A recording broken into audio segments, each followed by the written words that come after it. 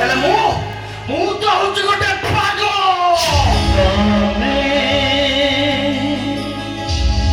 ବଦୁଲି କାନିଆ ସାଦି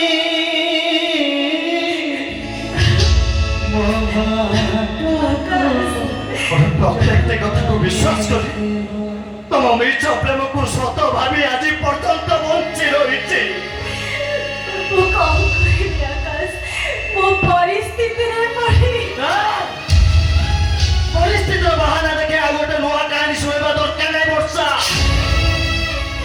ତମେ ହଉ ତ ସେଇ ବର୍ଷା ଯେ ଗୋଟାଏ ଦିନ ଗୋଟାଏ ମୁହୂର୍ତ୍ତ ମୋ ସହିତ କଥା ନହେଲେ ସେ ପାଗିଲି ଦେଉଥିଲା।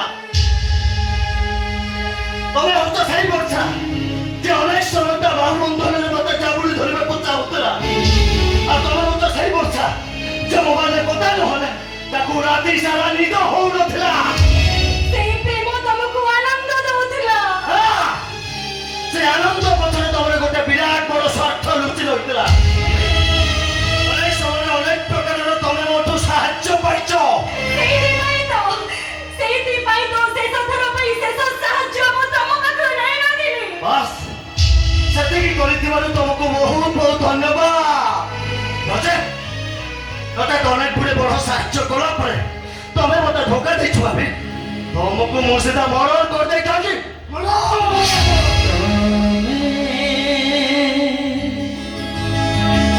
ବଦୁଲି କାନିଆ ସାଦି ସେତିକି ନହେଲେ କରିଥାନ୍ତ, ମୁଁ ଶାନ୍ତିରେ ମରି ଯାଇଥାନ୍ତି। ମୁଁ ତମକୁ ଏତେ ଶାନ୍ତିରେ ମରିବାକୁ ଦେବିନି।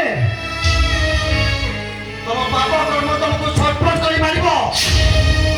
ଆଉ ତମ ଛଟପଟ ହଉଥିବା ଦେଖି ମୁଁ ପ୍ରତିଶୋଧ ନେଇପାରିଛି ଭାବିକି ଖୁସି ହେବି। ଏ ପ୍ରେମିକ ସମାଜ ତମ ଉପରକୁ ଆଙ୍ଗୁଠି ଉଠାଇ ତାତ୍ସଲ୍ୟ କରି ଅଛିବ, ତାତ୍ସଲ୍ୟ କରି।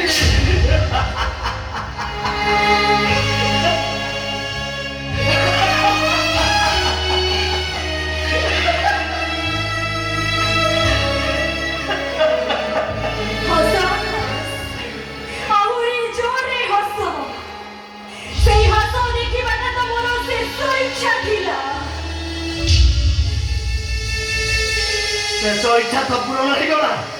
ତାହେଲେ ବଞ୍ଚି ରହିଛ କଣ ପାଇଁ? ବଞ୍ଚି ରହିଛ କଣ ପାଇଁ? ଆତ୍ମହତ୍ୟା ମହାପାପ। ବଞ୍ଚିବା ପାଇଁ ଭଲ ସଂଗ୍ରାମ। ମହାପାପର ନାଁରେ ସମାଜରେ ଅନେକ ଗୁଡେ ଭୁଲ କରିଥିବା ଚରିତ୍ର ବଞ୍ଚି ରହିଛନ୍ତି। ସିଧିରେ ମୁଁ ଦେବି ସେ ଦୂର ହାତ ଧରି ଦେବି ତମର। ସିଧିରେ ମୁଁ ଦେବି ସେ ଦୂର ହାତ ଧରି ଦେବି ତମର।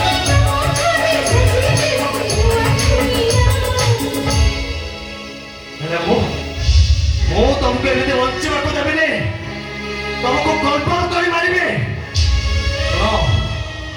ଆଜିଠୁ ତମେ ମତେ ଯେମିତି କନ୍ଦେଇଛ ଆଜି ପର୍ଯ୍ୟନ୍ତ ତମେ ବି ଠିକ ସେମିତି କାନ୍ଦିବ। ମୋ ପାପ କର୍ମ ତମକୁ ମାରିବ।